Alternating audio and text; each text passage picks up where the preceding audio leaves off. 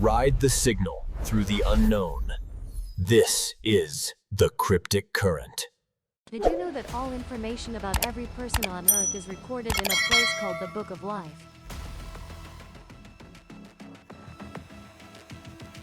Or the massive data repository of the universe. It records all knowledge and information of everything from birth to the present and even the future. Moreover, it doesn't exist at a single point. It is like a Wi-Fi network covering the entire universe. And we humans are like mobile phones, able to connect at any time. To know the password, so we can. In reality, there are some special people who can connect to this massive data repository. And from there, they gain infinite knowledge and information, even memories of past lives of anyone, along with insights into the future of humanity. Renowned prophets like Nostradamus, Baba Vanga, Edgar Cayce all said their insights came from here. Besides prophets, outstanding scientists and inventors like Nikola Tesla, and India's greatest mathematician Srinivasa Ramanujan also said their inspirations came from this data repository. So, what is the source of this book of life, this massive data repository? And why aren't humans given the password to connect it? Today, let's talk about the massive data repository from ancient times, the Akashic Records. Hello everyone, I'm Miss Ruby.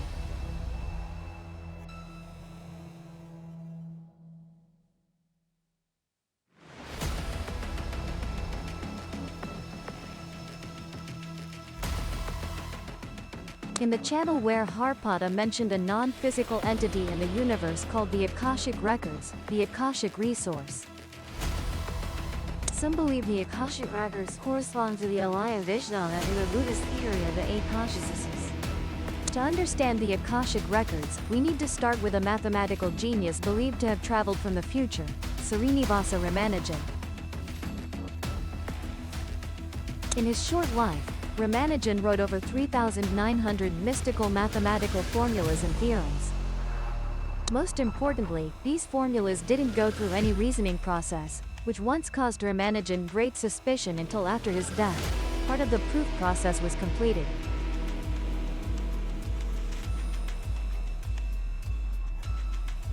So, without any reasoning, how could Ramanujan write such mysterious and profound formulas?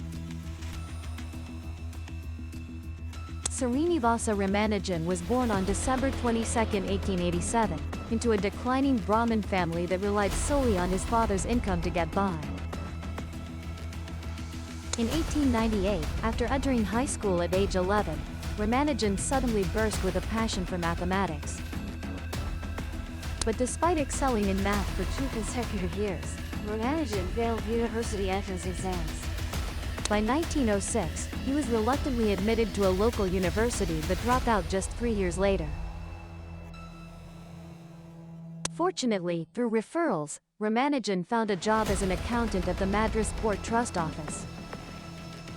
An official at the trust office, Mr. Rao, highly valued Ramanujan's mathematical talent. He even allowed Ramanujan to receive his salary without working, just staying home to focus on mathematical research. And so, for several years, Ramanujan gradually filled thick notebooks with mathematics, one after another. However, since he never formally attended university or received orthodox higher education, his mathematical research results couldn't. This once made Ramanujan very disheartened. In 1913, just out of curiosity, Ramanujan sent his research results to the mathematician Godfrey Harold Hardy, a Fellow of the Royal Society at Trinity College, Cambridge.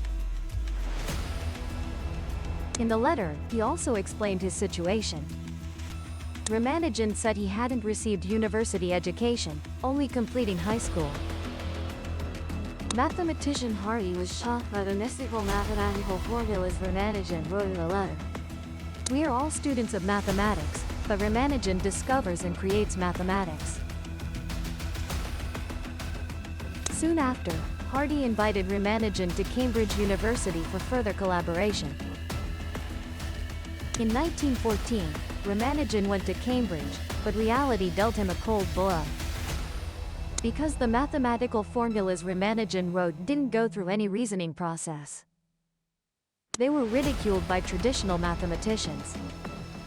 Some even called Ramanujan a fraud from India. This made Ramanujan very angry. Additionally, Hardy found it very puzzling.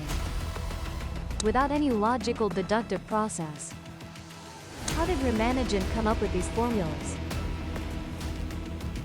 S following statement completely overturned Hardy. Ramanujan said these formulas weren't the result of his hard work or his own contemplation while awake, and because he received reminders from the Indian goddess Lakshmi in his dreams. Though he suddenly had an intuition and upon waking immediately wrote down those formulas. These words of Ramanujan were clearly completely unconvincing to the contemporary mathematical community. However, Mr. Hardy did not give up on Ramanujan. He told Ramanujan that you don't need to prove every formula. Just proving one or two formulas among them will suffice. Because this was extremely important for Ramanujan's future academic career path. It could both eliminate skeptical voices and make Ramanujan's research gain a firm foothold in mainstream academia, paving the way for it to be passed down through future generations. Finally, Ramanujan was persuaded by Mr. Hardy, beginning to enthusiastically research day and night the formation process of those formulas. The cold and damp environment in England caused Ramanujan's health to not last long. Throughout one winter, Ramanujan coughed continuously, later even contracting tuberculosis. Even while ill, Ramanujan never stopped reasoning and calculating. In just a short period of 5 years, he published 28 papers. In 1919, due to his serious illness, Ramanujan returned to his hometown. Just 1 year later, he died from illness in Madras at only 32 years old.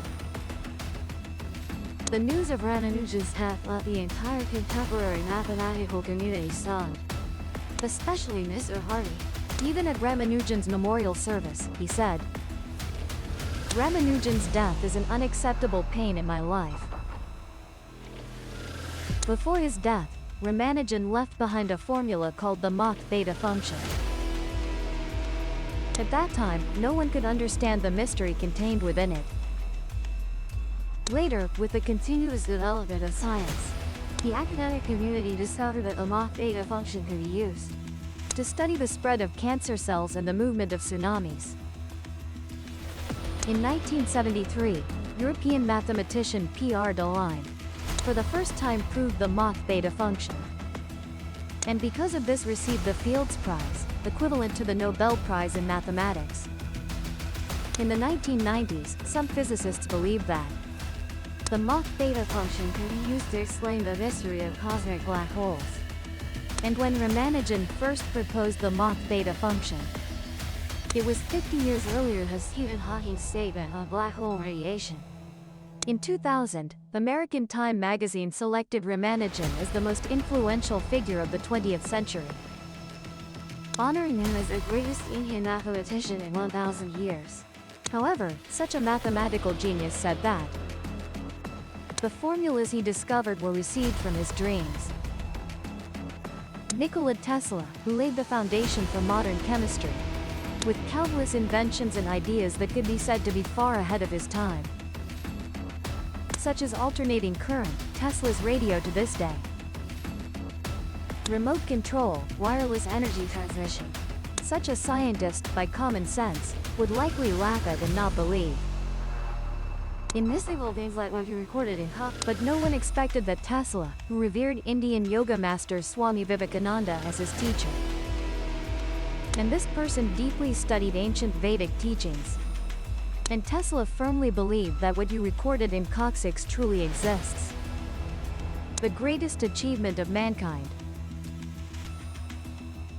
Tesla stated that all perceptible matter originates from a fundamental type of matter.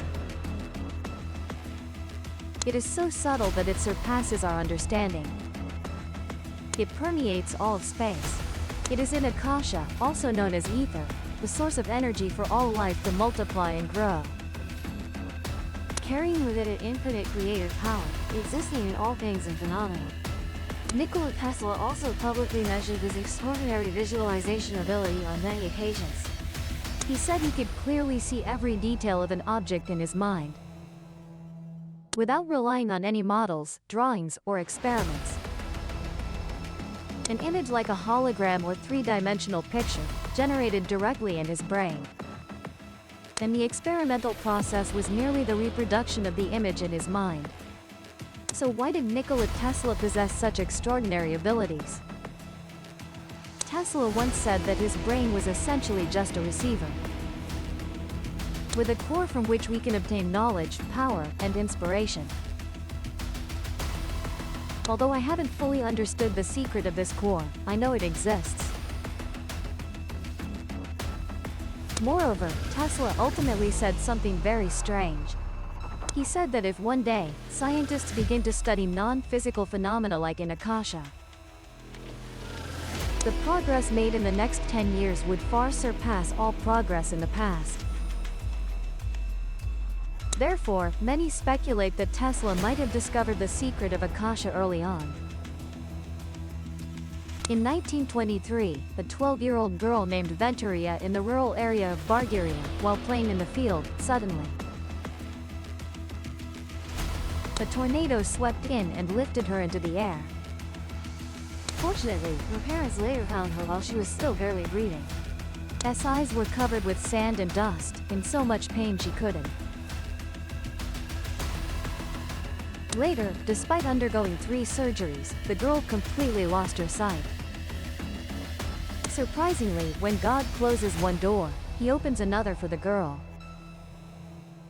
Not long after the accident, Venturia suddenly possessed an astonishing ability to predict the future, and began making extremely accurate predictions for local residents. Due to Venturia's great fame, many politicians and local leaders visited the village and found her predictions to be extremely precise. By the 1910s, this blind prophet changed her name to Baba Vanga. In the Bavarian language, Baba Vanga means the judging woman. After that, she made thousands upon thousands of predictions, including the prophecy of Stalin's death, the 9/11 tragedy, the Chernobyl nuclear disaster, the 2004 Indian Ocean tsunami, the sinking of the submarine K-141 Kursk, Russia's disaster, and many other world-changing events. Because of this, Baba Vanga later became the subject of research by Bavarian and Soviet scientists on multiple occasions. They began conducting a series of scientific tests, interviewing her, and those she prophesied to. Notably, Baba Vanga said this: she felt as if she could connect to the Akashic record, she could see everything in her mind. When she saw someone, she could see their entire life, from birth to death. As if watching a movie. The experiences of people like Ramanujan, Tesla, and Baba Vanga. Master Gee tells us that the universe is far more complex than we imagine. And the Akasha or ether that Tesla and Vanga mentioned might be what these geniuses are connecting to. The term Akasha originates from Sanskrit. Its meaning is ether, or the primordial energy of the universe. Life of Apollonius of Tyana.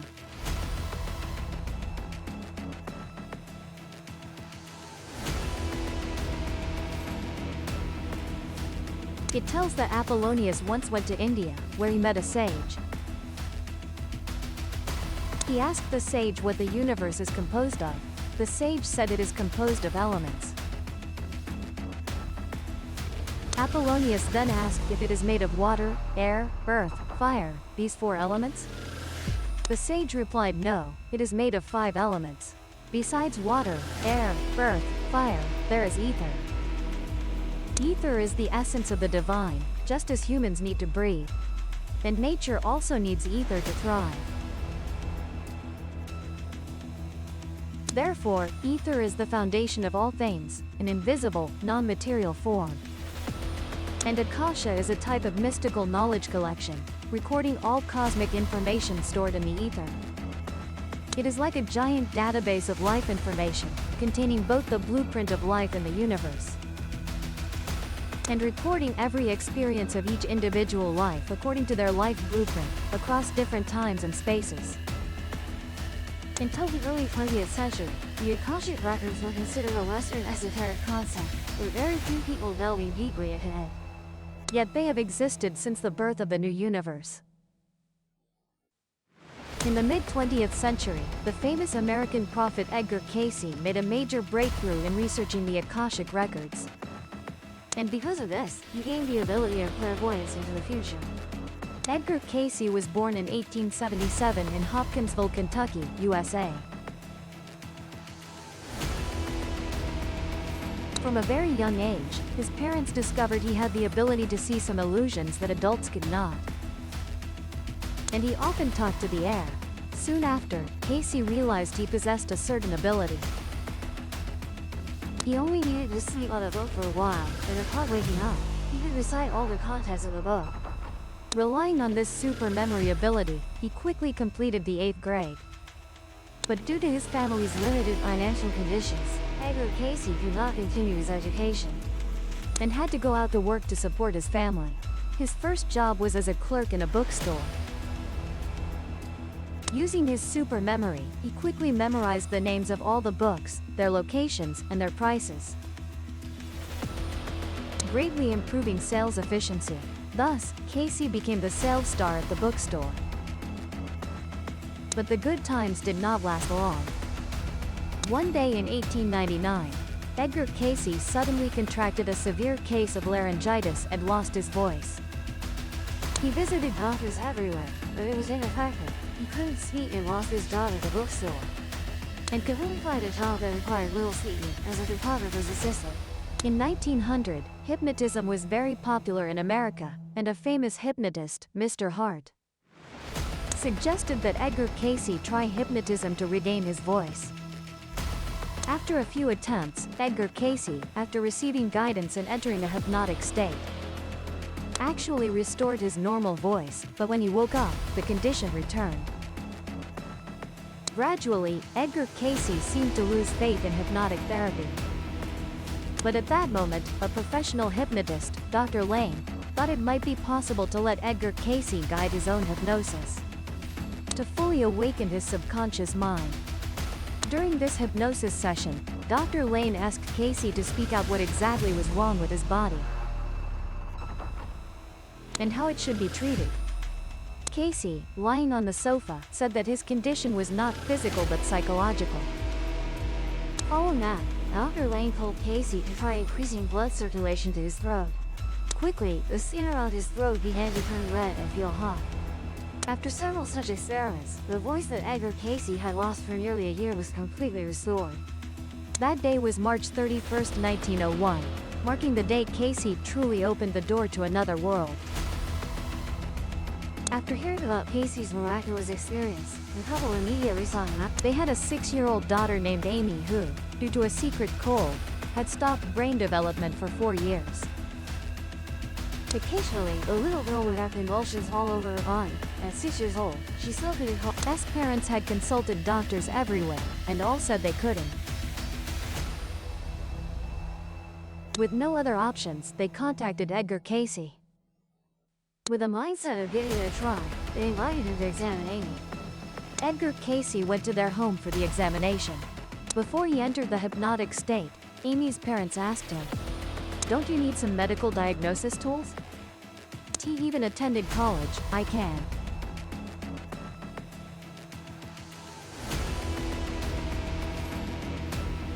The atmosphere was very awkward, but the hypnotic effect that followed shocked Amy's parents. Edgar Cayce said the real cause of Amy's illness was from 4 years ago.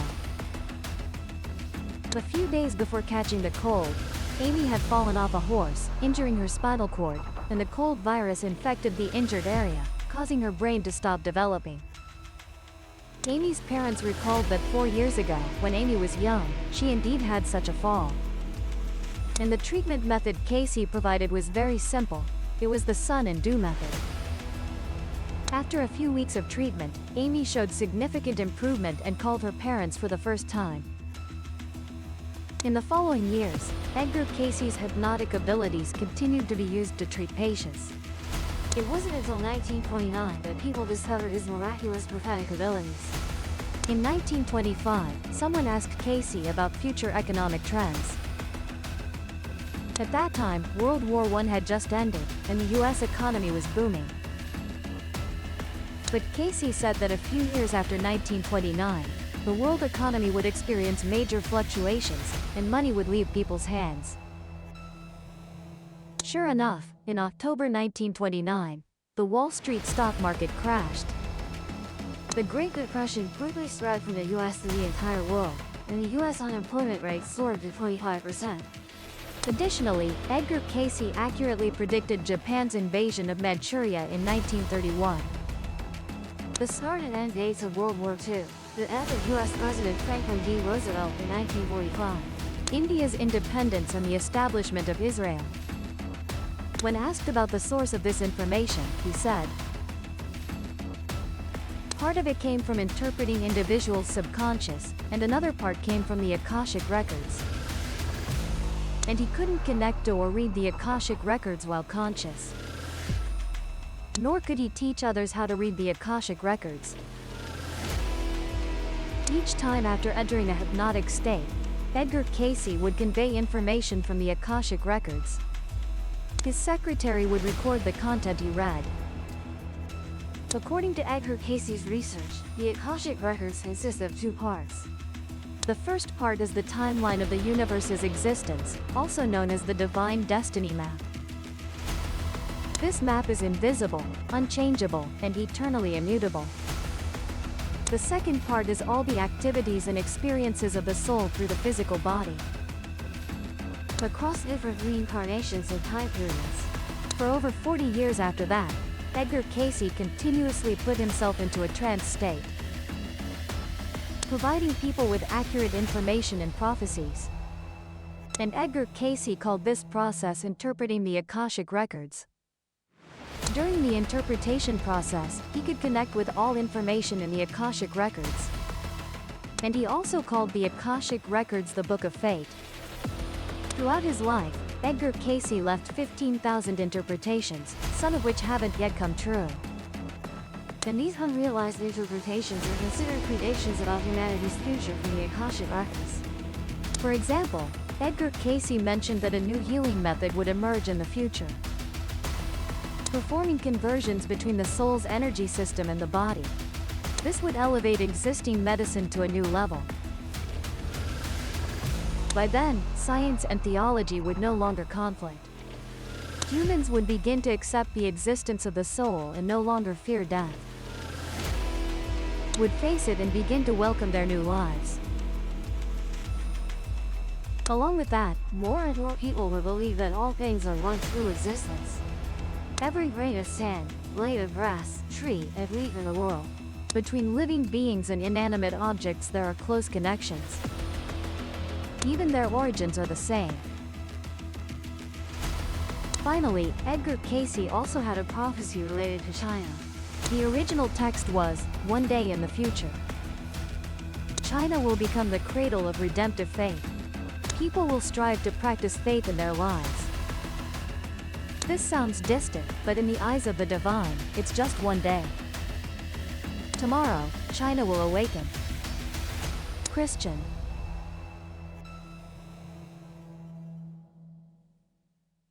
Christian. Messiah. Therefore, this sentence could also be understood as China possibly giving rise to a new faith in the future. Surely some people wonder why so many prophets speak about China in this way. This is very likely because China is a very special country. According to the first issue of World Religious Culture magazine, since around 1998, investigations that year showed that out of the 1.3 billion people worldwide who do not believe in religion, As many as 1.2 billion live in China. People dare not openly discuss their beliefs in public, and are even prevented and persecuted. So what is the cosmic origin in Okasek? In the interpretation of SGKC, there is a passage describing the origin of humanity in Okasek as follows. In the early period, the world was entirely darkness, with no concept of time, nor concept of space. The Creator said here there needs to be light, and then light appeared. The light here is not just sunlight, but the life light of the universe. At that time, each of us was a pure light being, non-physical, possessing the conscious spirit of the Creator, called the first humanity. About 1050 years ago, the spirit began traveling to the third space, Earth. At that time, we were like small thought forms flying around, also called the second humanity. And these small thought forms also longed to express themselves.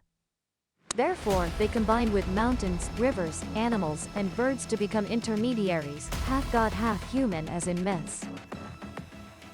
Such as giants, dwarves, unicorns, mermaids, sphinxes with human faces, and bird-headed human bodies are also called the third humanity. About 20 years ago, 5 new races with 5 different skin colors appeared in Asia, Europe, the EU continent, Atlantis continent, and Africa, representing the 5 senses: hearing, sight, smell, taste, and touch. These are the current humans, also called the fourth humanity. SGKC said later we will also have the fifth humanity, each individual born with a purpose, to become a spirit, accompanying the Creator.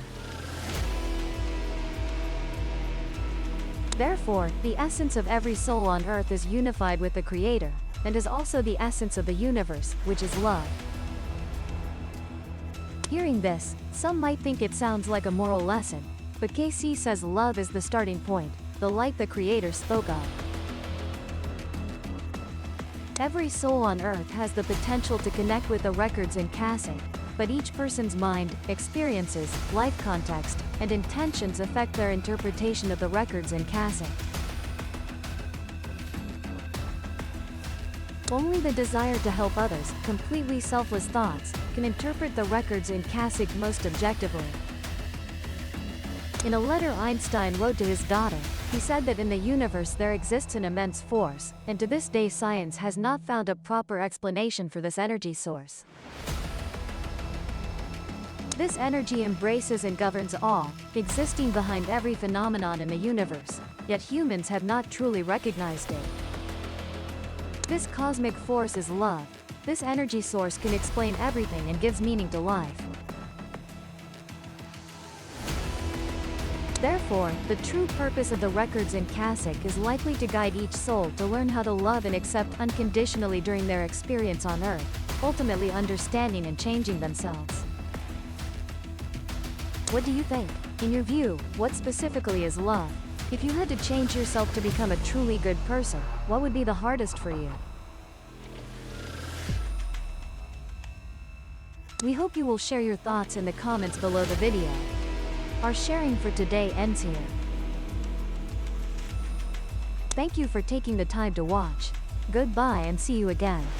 Please subscribe to the Gian Migo channel so you don't miss exciting videos.